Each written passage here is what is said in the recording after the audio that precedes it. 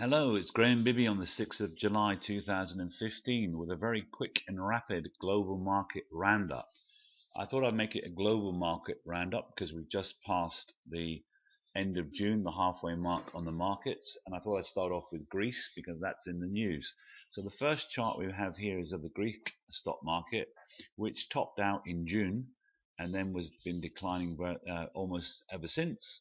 Although we do seem to be in some form of basing pattern at the moment, although these lows are lower, around this level there seems to be some form of basing.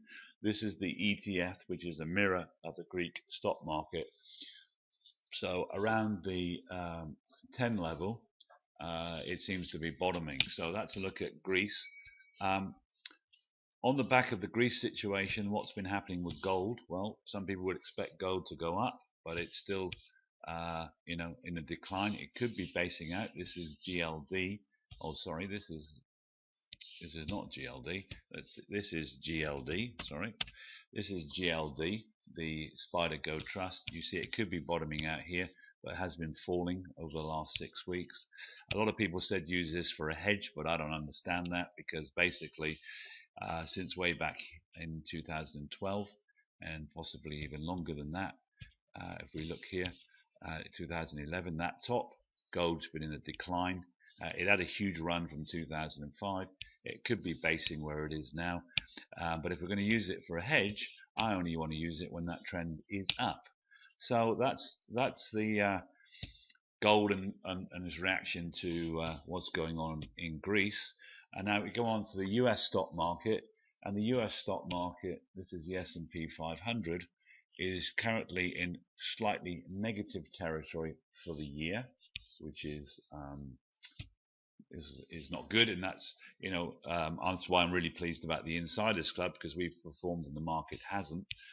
This is the Dow Jones 30, and this is where the arrow is now, is where it was at the beginning of the year, and this is where it is now. So that is down for the year. The one that is up is the Nasdaq. Obviously, that's a very focused market, and it's up just under 5%. And again, we've outperformed that. So I still believe if the overall trends don't start down, that I have the most undervalued stocks with superior earnings. So when these markets behave themselves and show any sign of upturn, then my stocks will power ahead. On the US dollar front, the buy signal was given last July, and then it went all the way up, and then a sell signal, not a reversal signal, and we seem to be in this pause period now for the dollar index. And just to go across to look at quickly, I look at a couple of other things. Oil did seem to be reviving, but it's turned over, so nothing to look for there. And then I wanted to show you what's been happening in Asia. Asia was looking a breakout. I mentioned it before, but that turned over in May. It's come down to potential support levels, but this is the Asian market ex-Japan, and has been in negative territory, so nothing to go for there at the moment. If we turn to Singapore, look at the roller coaster for the last 2 years: up, down, down more, up, down. So you can see this the Singaporean stock market started off the year where this arrow is, and that's in quite negative territory. Australia, this is the ETF. So this is in dollar related terms. This has been all over the place, as you can see. And then this is the recent decline again in the market. So nothing to go for there. And because my home base was Hong Kong, this is the Hong Kong stock market. It's been selling off with China selling off here in the last 2 months.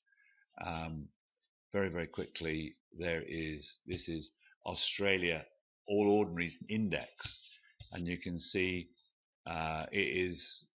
this is the beginning of the year when it was 5,450 and it's 558, so it's up 100 points. It's up about 2% for the year, having sold off quite dramatically since April. So it's been a tough year. Our undervalued superior earnings stocks have outperformed. They would have done even better if it weren't for the week before the 30th of June. I'm still following the trend. I still think there's great opportunities in the stocks we've got.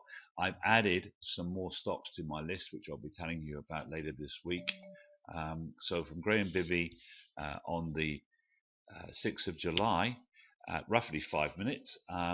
It's over and out, and expect more updates from me later this week. Have a fantastic week.